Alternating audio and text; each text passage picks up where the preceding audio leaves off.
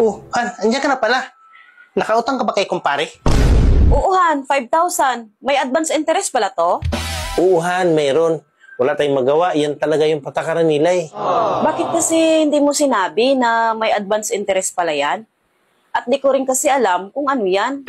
Pasensya ka na, Han. Di ko pala naipaliwanag sa'yo kung ano yung advance interest. Asana pala yung pera na nahiram mo? Ito oh.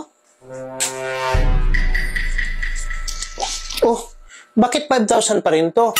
Di ba 5,000 naman yung hiniram mo? Oo, pero dapat may bawas na yung 5K kasi nga mayroong advance interest, di ba? Binayaran ko na. Paano mo nabayaran? Eh, wala ka naman dalang pera. Kaya nga tayo nangutang. Bakit? Pera ba ang pambayad sa advance interest? Eh, siyempre, alangan naman. Ano pala yung binambayad mo? Sabi kasi ni kumpare, paano Mare, kunin ko na ng sagad ang interest ha? Oh, tapos ano sabi mo? Hinila ko siya, papunta sa kwarto niya. Sabi ko, sige pre, sagad mo na.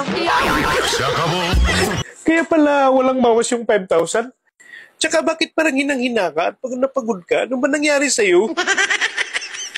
Hoy, ano nangyari sa'yo? Bakit parang hinang-hina ka? Sobrang laki kasi ng interest niya.